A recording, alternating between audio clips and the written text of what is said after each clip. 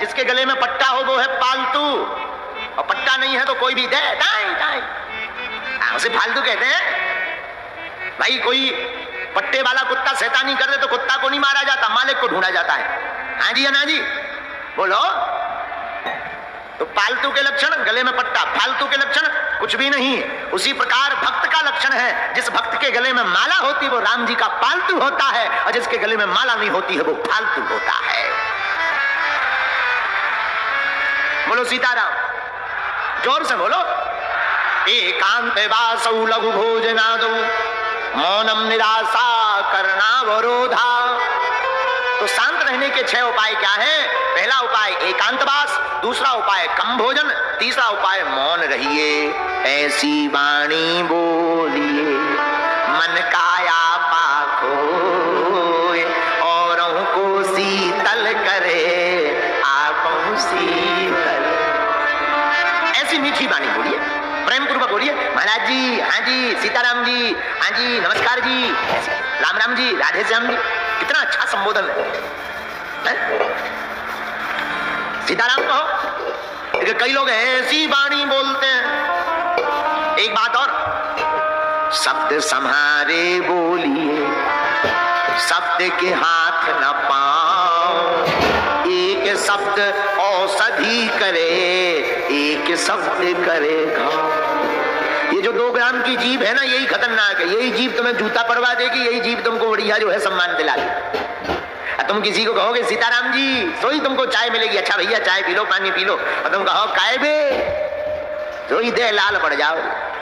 ये जीभ बहुत खतरनाक है, चाहे जैसा प्रयोग करो, एक अक्षर में अर्थ का अनर्थ हो जाता है। बोलो सीताराम। इसलिए शास्त्र कहते हैं मन को शांत करने का एक उपाय और है। बोले क्या? मौनम, मौन हो जाओ।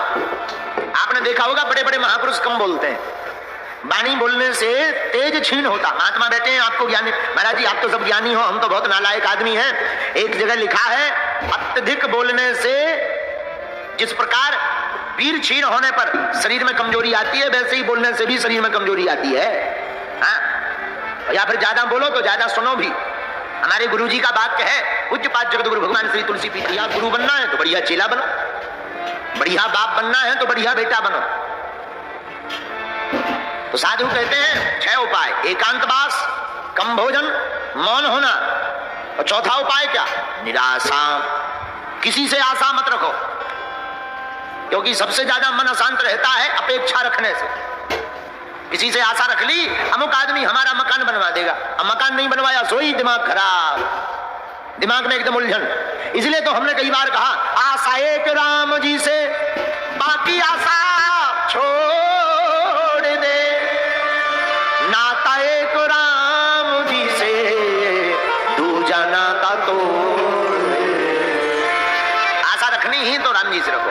इसलिए साधक कहते हैं, एकांत वासो लघु भोजनादौ मौनम निराशा करणावरोध, मुनिरसौ संयमनम सरेते, चित्त प्रसादम जनयन्ति शीघ्रम। शास्त्र कहते हैं एकांतवास, कम भोजन, मौन रहना, किसी से आशा ना करना, कोई अपेक्षा मत रखो। मांगना ही है, भिखारी मैं दुनिया से क्या मांगना। तुम जिनसे मांगने की अपेक्षा करते ये खुद भिखारी है, ये भी तो भगवान के दर पर मांग रहे हैं। ये दूसरों, जो अमीर आदमी है वो भी अपने अमीर से मांग रहा, हमें भी लोन दो, वो खुद भिखारी है। जब खुद भिखारी है तो भिखारियों से भीख क्या मांगना? मांगना ही है तो दाता से मांगो, और दाता एक राम जी, भिखारी सारी दुनिया, राम जी के अलावा कोई भी इस दुनिया में दाता नहीं है। अच्छा एक बात और, जो भिखारी हैं तुम उनसे मांगोगे, पता भी नहीं कि देंगे कि नहीं देंगे। कई लोगों को तो निराशा ही हाथ लगती है, और राम जी से मांगोगे, एक तो वो देंगे नहीं, देंगे तो सुदामा की भांति भर भर के देंगे। मौनम निराशा, कोई आशा मत रखो। और 5वां उपाय, इंद्रिय संयम, इंद्रियों पर कंट्रोल करो, मन शांत रहेगा। छोटे छोटे बच्चे जितने भी यहाँ पढ़ने वाले हैं, बहुत से बच्चे कहते हैं महाराज जी हमारा मन नहीं लगता। न खटा, मोबाइल देख रहा हो, रील चला रहा हो, ठुमका देख रहा हो, फलाना बदनाम हुआ ठिकाने के लिए। इन्हीं रीलों के चक्कर में तो बर्बाद है। अब पहले के जमाने में आगे लोगों को टिकटॉक है तो वो बंद होगा, अब हमको सिखाया गया, बोले गुरुजी अब रील चल गई, रील में कुछ नहीं होता, भील टाइम भर बर्बाद होता है। तो भाई मन शांति का उपाय क्या है? वासना से बचना है तो चलचित्र को देखना बंद करो। बहुत से बच्चे आते, महाराज जी मन में बहुत गंदे विचार आते हैं। ये जितने पढ़ने वाले बच्चे हैं वो सुनो ध्यान से, युवान बच्चे जो पढ़ाई कर रहे हैं, भैया वासना से बचना है तो चलचित्र देखना बंद करो। इंद्रिय संयम, इसे शास्त्र में इंद्रिय संयम कहा। आंखों को क्या देखना चाहिए? कान दिए सुनवे को सत्संग, आंख संतों के दर्शन के लिए दी, कान किस लिए? भगवान की कथा सुनने। अब कई बच्चे तो कान में लगा लेते हैं लीड, अब दोनों तरफ लीड लगा करके कोई भी गाली बकता रहे, कोई पता नहीं गुंचू टुम कर रहे ठटरी के बरे। भगवान ने तुम्हें म्यूजिक सुनने के लिए कान नहीं दिए, फिर किस लिए दिए? कान दिए सुनवे को सत्संग, सुजीव दई भज मोहन को।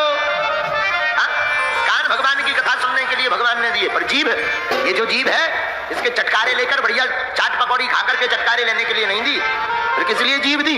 जीभ दई भज मोहन को।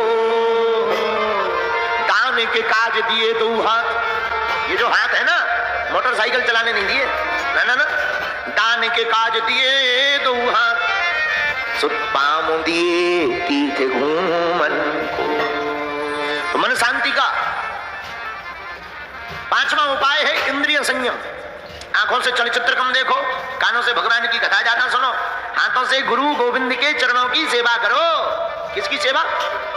लेकिन नए नए बच्चे तो पिटाई करके दूसरों की सेवा करो। बोलो सीताराम। इंद्रिय संयम। और छठवां क्या? प्राणायाम। प्राणायाम करो रोज, प्रातः काल उठो, सूर्योदय के पहले उठ जाना चाहिए और सूर्योदय के पहले स्नान हो जाना चाहिए। सूर्य उदय के बाद जो स्नान करता है वो जो है राक्षस स्नान कहलाता है। कौन सा स्नान? राक्षस स्नान, उत्तम नहीं माना जाता। अब लेकिन आजकल तो लोगों का सुबह ही 10 बजे हो रहा है। पहले के जमाने में कोई अगर देर से जागे तो टेंशन होती थी कि क्या बात है, तबीयत खराब है क्या। और आज के जमाने में कोई जल्दी जग जाए, भैया पेट वेट तो ठीक है, 6 बजे ही उठ गए आज, क्या बात है? बोलो सीताराम, जोर से बोलो सीताराम।